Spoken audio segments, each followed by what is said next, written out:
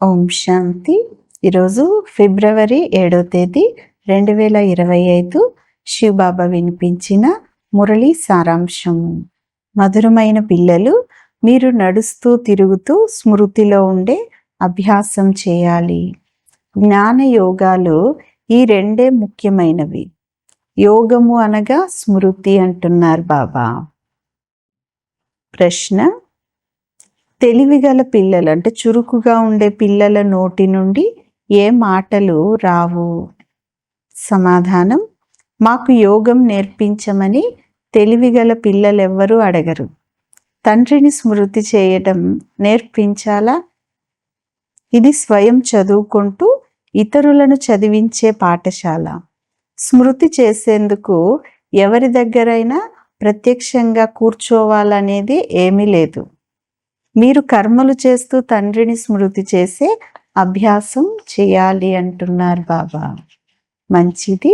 మధురాతి మధురమైన అపురూపమైన పిల్లలకు తల్లి, తండ్రి, బాప్ దాదాల యొక్క ప్రియ స్మృతులు మరియు గుడ్ మార్నింగ్. ఆత్మిక తండ్రి, ఆత్మిక పిల్లలకు నమస్తే.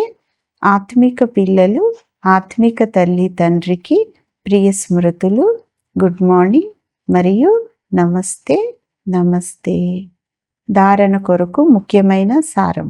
మొదటి పాయింట్: పని పాటలు చేసుకుంటూ స్మృతిలో ఉండే అలవాటు చేసుకోవాలి. తండ్రి జతలో వెళ్ళేందుకు లేక పావన నూతన ప్రపంచానికి యజమానులుగా అయ్యేందుకు తప్పకుండా పవిత్రంగా అవ్వాలి అంటున్నారు బాబా. రెండవ పాయింట్: ఉన్నత పదవిని పొందేందుకు చాలా మందికి సేవ చేయాలి, చాలా మందిని చదివించాలి. సందేశకులై ఈ సందేశాన్ని అందరి వద్దకు చేర్చాలి. ఈరోజు వరదానం: స్నేహం అనే ఒడిలో ఆంతరిక సుఖము మరియు సర్వశక్తులను అనుభవం చేసేవారు యథార్థ పురుషార్థి భవ. వరదానం యొక్క వివరణ: ఎవరైతే యథార్థమైన పురుషార్థులుగా ఉన్నారో వారు ఎప్పుడూ కూడా శ్రమ అంటే కష్టం కానీ లేక అలసటను కానీ అనుభవం చేయరు. సదా ప్రేమలో మస్తుగా ఉంటారు. వారు సంకల్పము ద్వారా కూడా సమర్పణ సరెండర్ అయిన కారణంగా మమ్మల్ని బాప్దాదా నడిపిస్తున్నారు.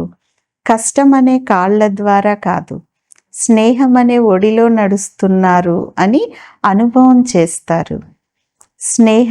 స్నేహము యొక్క ఒడిలో సర్వ ప్రాప్తులు కూడా అనుభవం అయ్యే కారణంగా వారు నడవరు, కానీ సదా సంతోషంలో అంటే ఖుషీలో, ఆంతరిక సుఖంలో, సర్వశక్తుల యొక్క అనుభవంలో ఎగురుతూ ఉంటారు అంటున్నారు బాబా. స్లోగన్: నిశ్చయం అనే పునాది పక్కాగా ఉంటే శ్రేష్టమైన జీవితం స్వతహాగానే అనుభవం అవుతుంది. మంచిది. ఓం శాంతి.